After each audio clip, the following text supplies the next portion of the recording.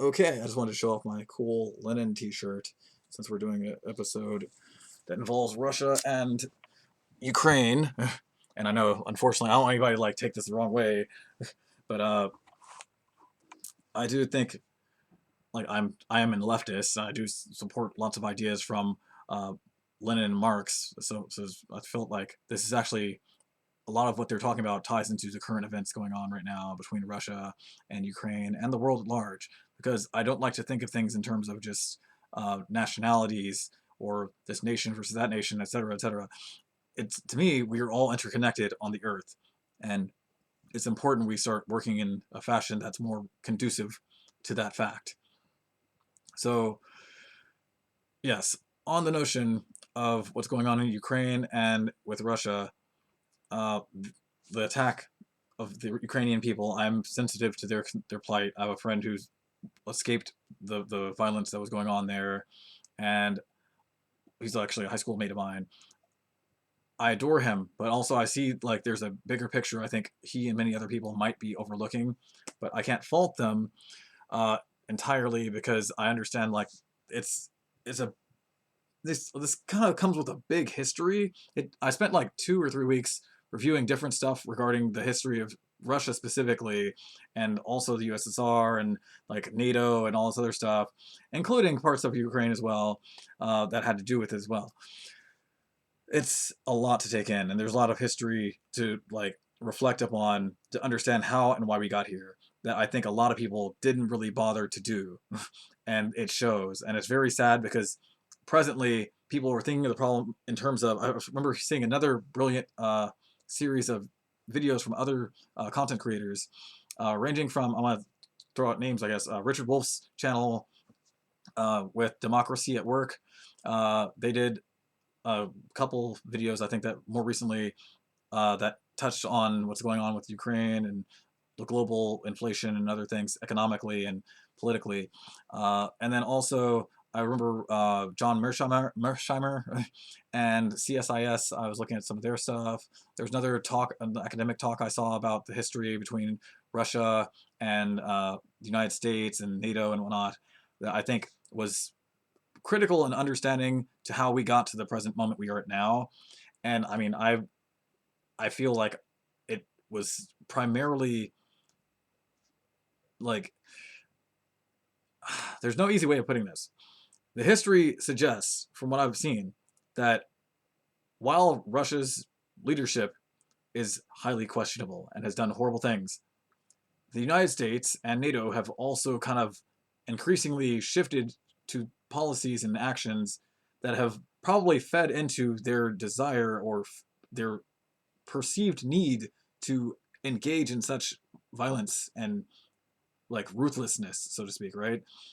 And it's easy to argue things from like this like very black and white morality, but when you look at like the context of everything, you start to see like it's a lot more messy contextually than we and there's a lot of kind of maybe dishonesty and propaganda that has gone into this that is only perceived from one side. Like everybody sees the Russian propaganda, right? Or they see like the obvious stuff from the Western perspective. It's like kind of privileged.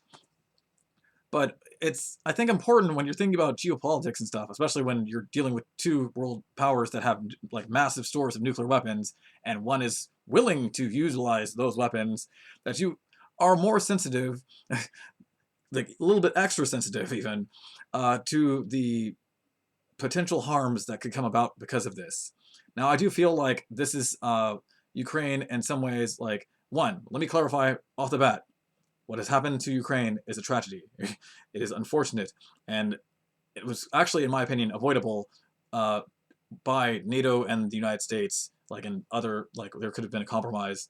Apparently, at least as early as 2015, possibly going back as far as the 90s. From what I was looking at the history, uh, there were periods where I feel like the United States and also NATO could have worked together, and the EU could have all worked towards maybe making Russia less paranoid, because and by default also Putin less paranoid and maybe vengeful and vindictive, so to speak, right?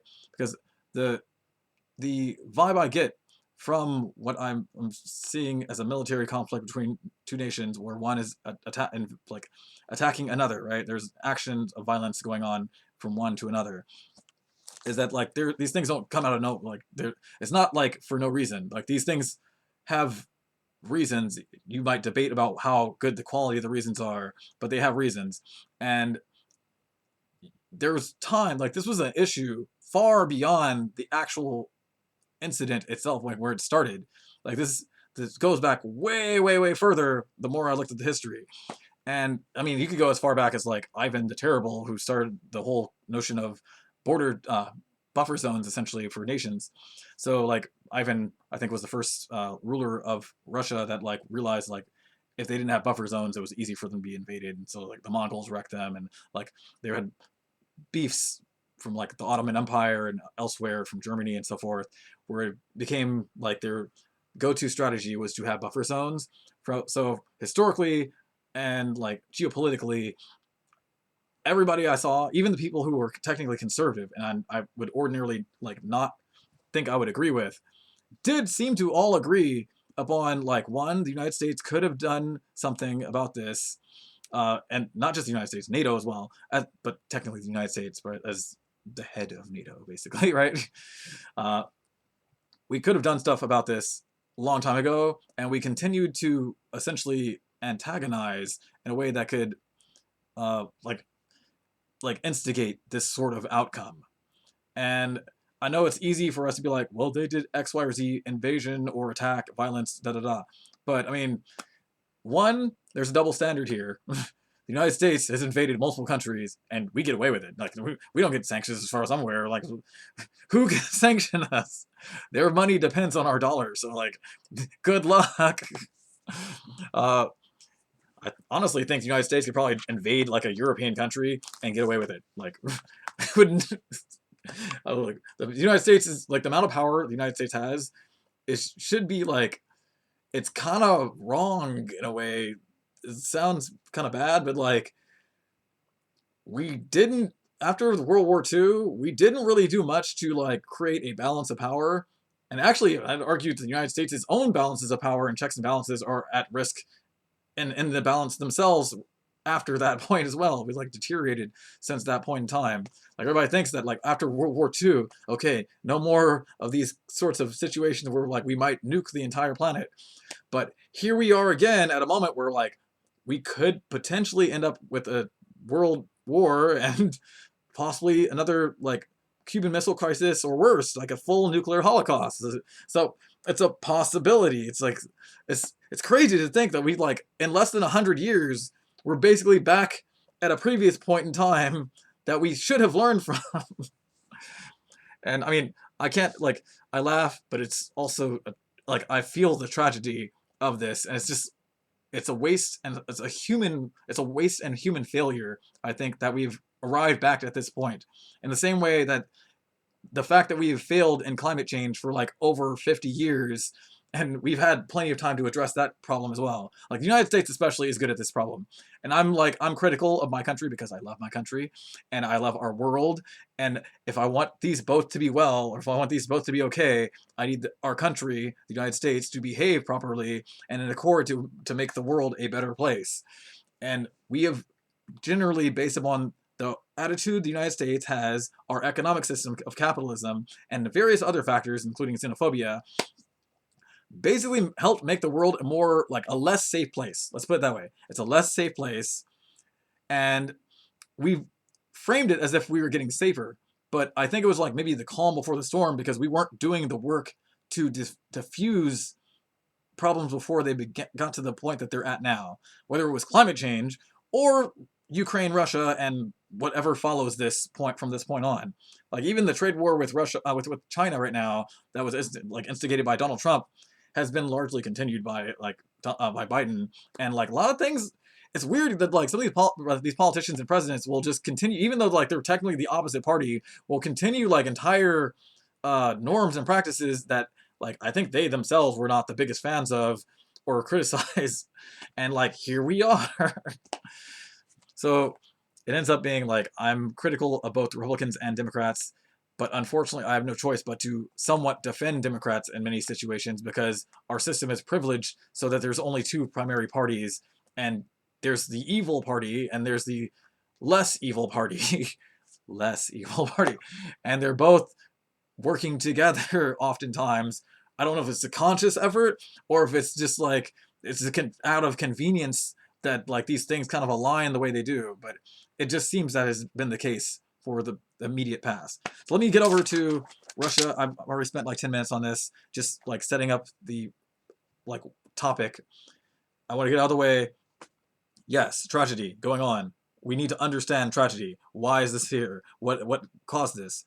Many people, even within the United States government and in positions of like to understand this, and academics acknowledge that the United States and NATO are at some fault, if not significantly at fault, for Russia's desire to invade Ukraine and to conduct like and visit violence upon Ukrainian people and their territory as like a response to even if it's not what Westerners would perceive as a threat, like, oh, we're never going to attack Russia, da, da. Although if you look at the history of the United States, we've attacked a lot of people.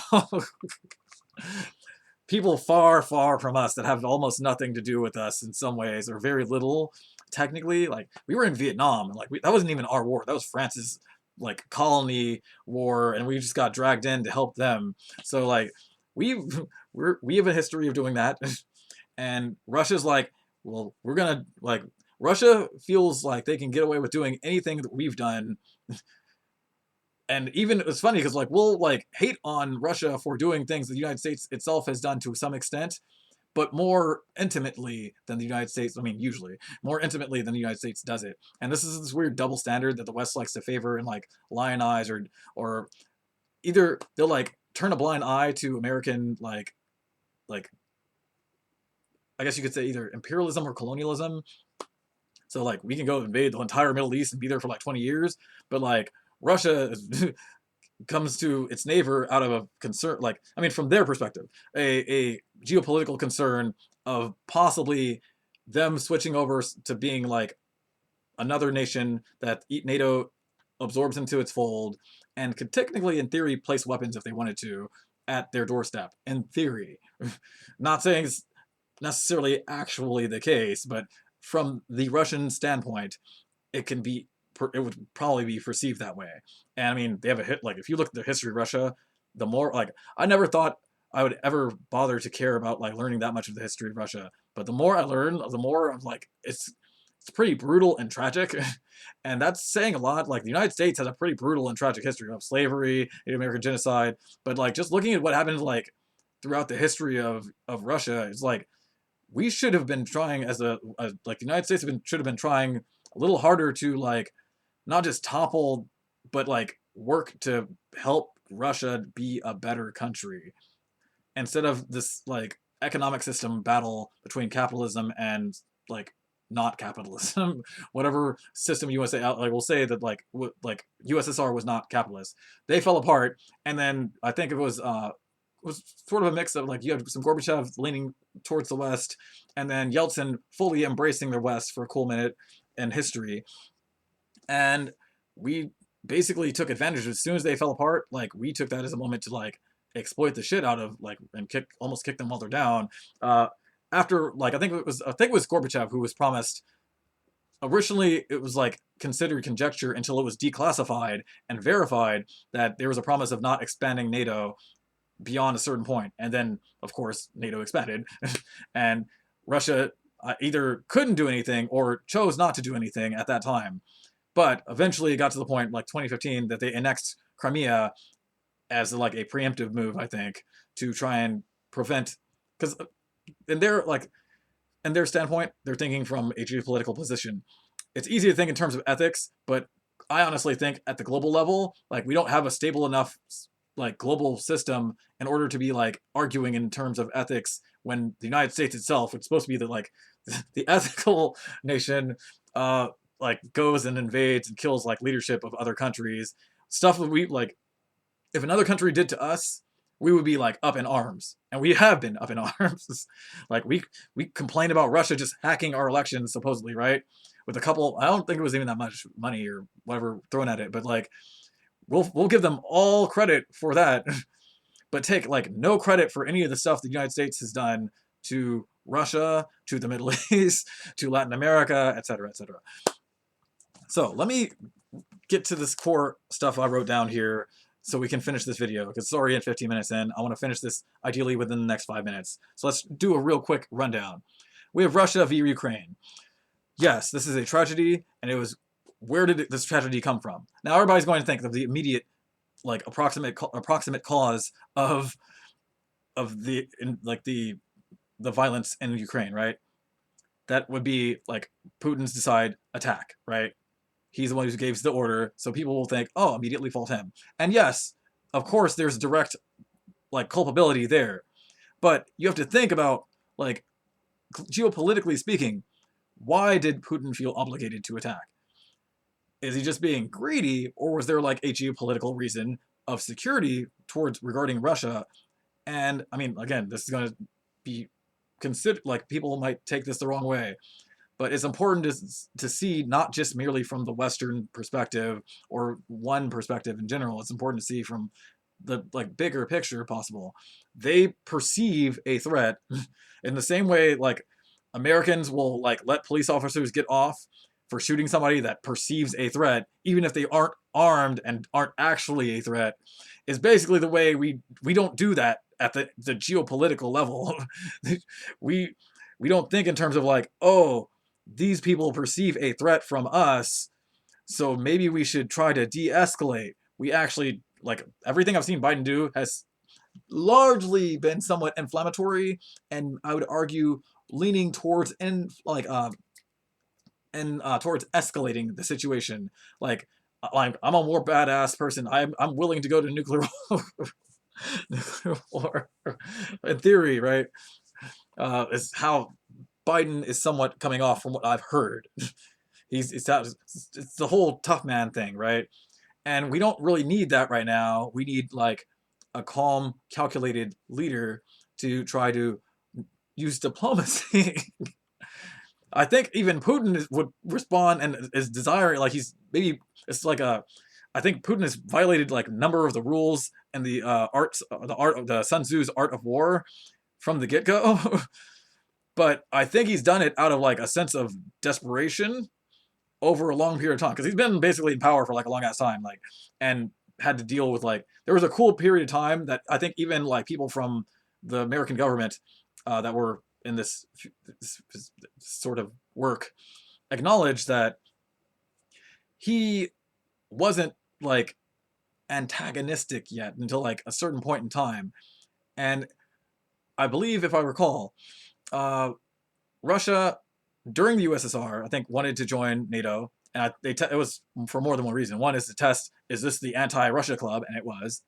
And then two, it was like they share the territory, and this is a way to create peace. So if you're security concerned, we would, like, it's essentially you want to make sure everybody's security concerns are regarded fairly and equitably. And if you don't let them be a part of the security club that you're trying to foster, they're going to see you as like, oh, they're setting up to like fuck us up, right? Forgive me for cursing. So there's that. So yes, I fault NATO, USA for helping to bring about this situation. John Mearsheimer and a number of like both like academics and like people working within government seem to have agreed with this point. I was actually somewhat surprised because many of them are fairly conservative in my opinion, and I didn't expect them to like harbor this view. But they do. They're not. Apparently, they're not crazy. At least those people are not crazy regarding the facts of the situation. This could have been mitigated. The United States didn't help the situation at the very least. And some of us, including myself, fault the United States and NATO pretty intimately, like pretty heavily. Like they deserve more, like culpability here than we're giving credit. Like we United States sends some weapons and shit, and like everything's cool again, I guess, right? That's how the West is framing it. Like, but we did help set this the the situation up to be this way. Had we chosen different policies and different diplomatic actions, it didn't necessarily have to arrive at this outcome. I don't think this was a foregone outcome.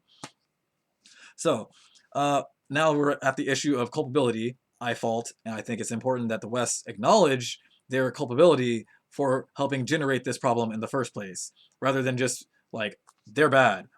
Focus on them. Like they're not acting for no reason. It's not like it's not for no reason. Let's put it that way. In their minds, from everything we've done historically with them and vice versa, there is a reason for it.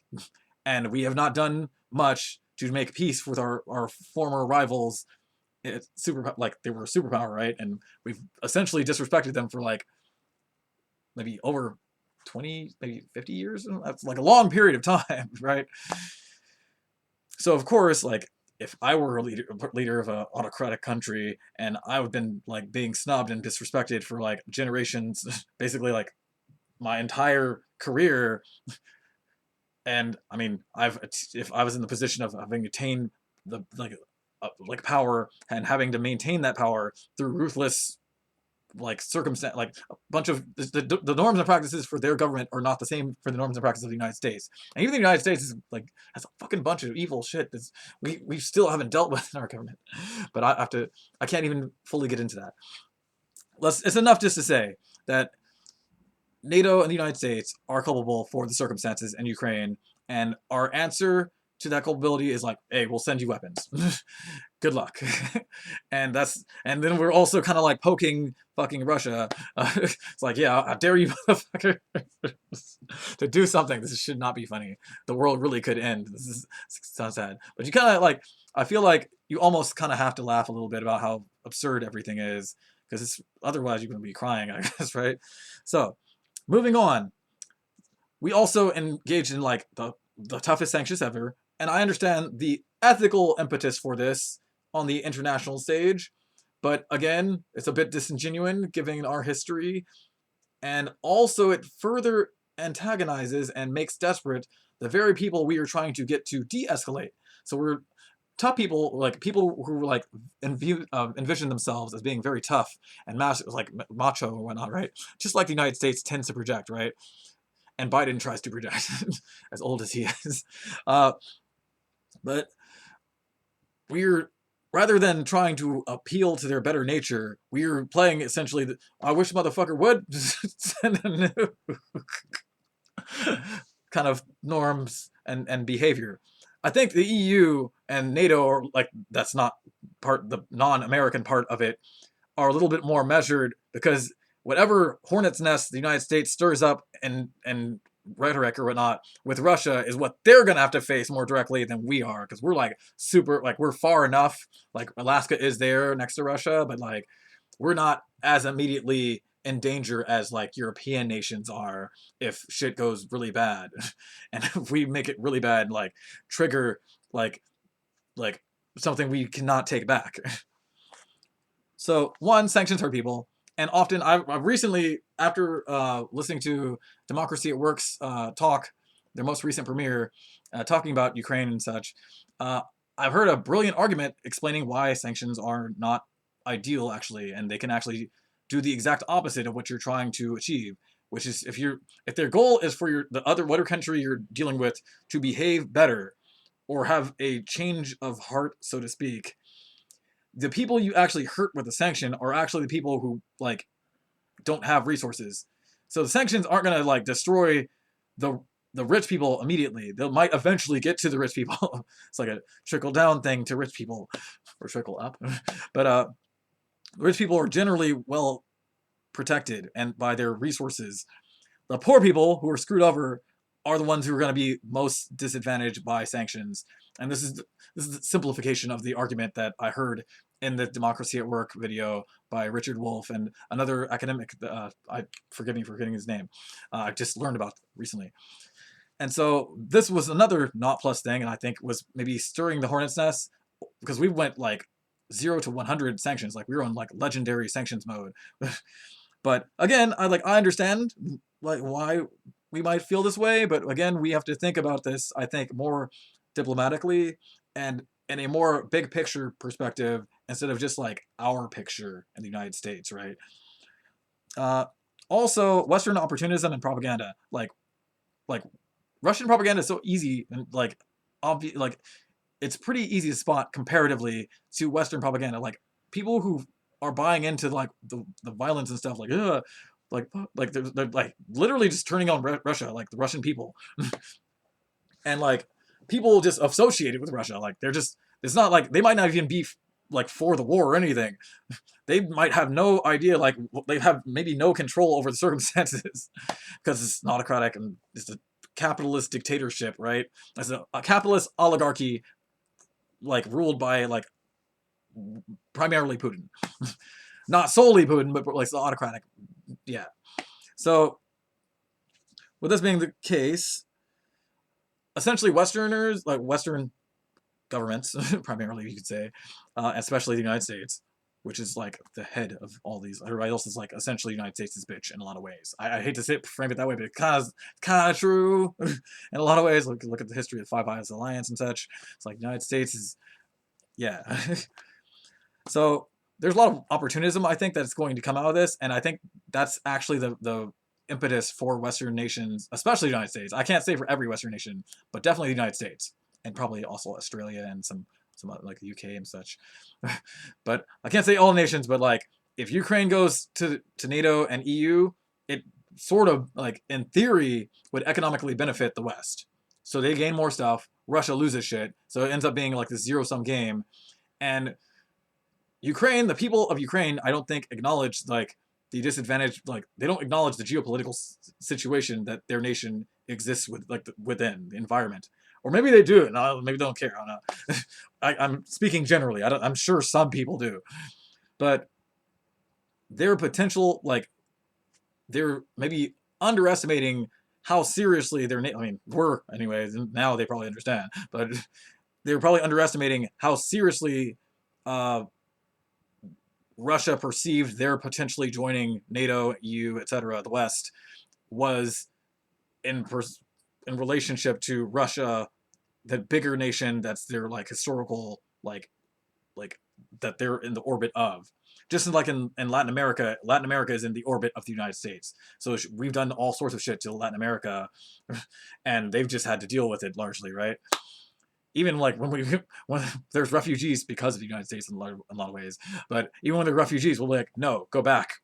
We may have messed up your countries, but you're not allowed here. Sad, but dark humor. But yeah, sanctions hurt people that you're not actually aiming to hurt, and also maybe inflame and exacerbate the situation and desperation that you're trying with the person with the most nukes in the world, probably, right? Or other most nukes. And even if like in theory there like might be a desire for regime change, I get the vibe from Biden administration, like all American like government, most of the American government is in favor of like ideally the government changing somehow to be magically democratic in Russia. Like they must never have fucking read Russian history to understand like all the shit that they've gone through and like are still going through, and why it's so difficult for like the United States, I think, is under the impression they can just plant democracies anywhere, or at least that's what the people are fed. I feel like the government, like the people in charge of enacting this, are aware that this does not work this way, generally speaking, but they just act like it does. It seems like that's how we did the Middle East. I feel like we were like, yeah, we'll just turn them into democracies. We go there, beat up the authoritarians, and then they'll just turn into. No, it doesn't work that way. I think, honestly, democracy has to organically form. So we're on the 29th minute. I'm trying to wrap this up. This has been, like, already too long. But I think I touched a lot of the points. So let me go down. We need to stop thinking solely on the surface level about these things. And it's, like, much more complicated. There's a bigger picture to this that we need to be acknowledge the facts of and be more, like, fair and balanced in our perspective of how to address. We need to seek more diplomacy and compromise and sincerely try to achieve some level of equity and fairness in the international community. And what I've seen is primarily the United States has sought to maintain and even expand upon its hegemony. And it seems like it's not even a controversial standpoint within like the United States' like leadership thus far, like from what I've been hearing from the academic talks and such, right? Uh, NATO and EU and the United States have long ostracized and antagonized Russia. Like they just like after it fell apart as the USSR, they're like felt pretty like much like they could kick Russia when it was down, and Russia has been like pretty salty about that for a long time, and like it's been stewing for quite a while. Uh, Let us acknowledge that if Russia were to even like assume the United States gets their in theory their wish, uh, to like that Russia somehow the leadership changes, not a lot will like the dynamics and the circumstances of the global society community doesn't really change that much, and actually might get worse depending on where the government like what happens if Russia were to fall apart somehow. That would actually result in lots more problems for everybody, like regarding nukes, like especially the nukes, but like a whole bunch of humanitarian crises just spilling over into everybody's like their stuff, right?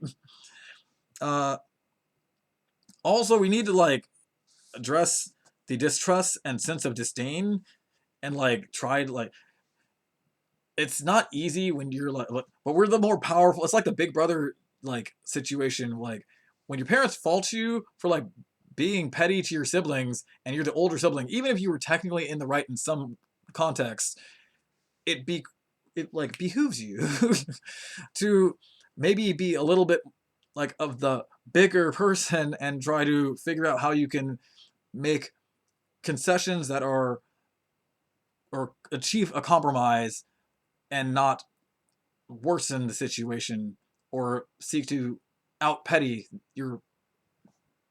the person you're dealing with, right? It's not easy, but there's an egoism, and there's like especially at the national level for every country, but especially the United States, that goes up and is in full effect. And I've been talking to people, and they're almost like hyped, like I wish motherfucker would come invade the United States. Like, no, you don't. No, you don't. You don't. We have never been invaded. We don't want to be invaded. It's that simple. We might have the weapons, but just because you have weapons, you don't want to have to use the fucking. You shouldn't want to have to use the weapons. Same goes for nukes, especially for nukes.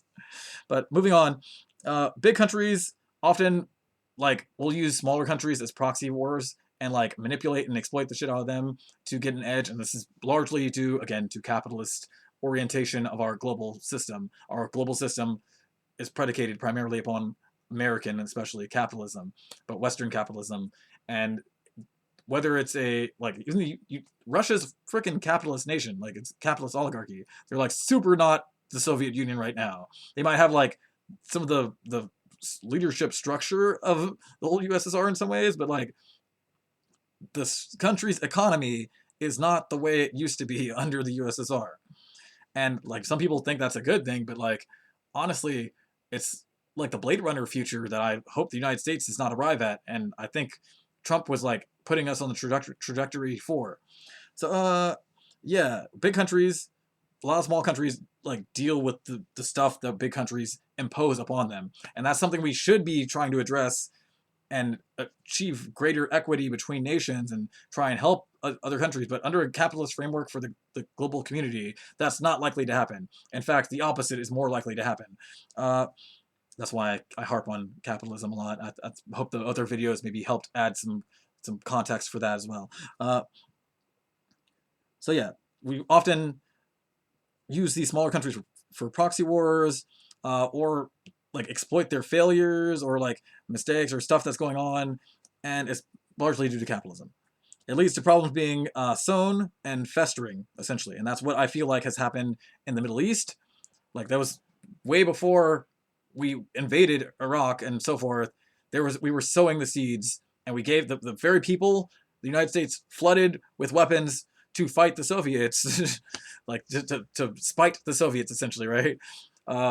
Ended up coming back to haunt them later on. The Mujahideen turned into Al Qaeda, if I recall. Al Qaeda, Taliban, all the groups that basically hate the United States now that are influencing the Middle East. And we're about to flood now the Ukraine and this whole region over there that is basically destabilized. It's increasingly destabilized. with a bunch of fancy weapons, like state-of-the-art stuff, and I'm not gonna be surprised if like that comes back to haunt us. But yeah, the video is already at 35 minutes, so I'm not over 35 minutes in a second. Let me see. Is there anything else? So yeah, lastly, solving the problems requires a balance of power and like accountability.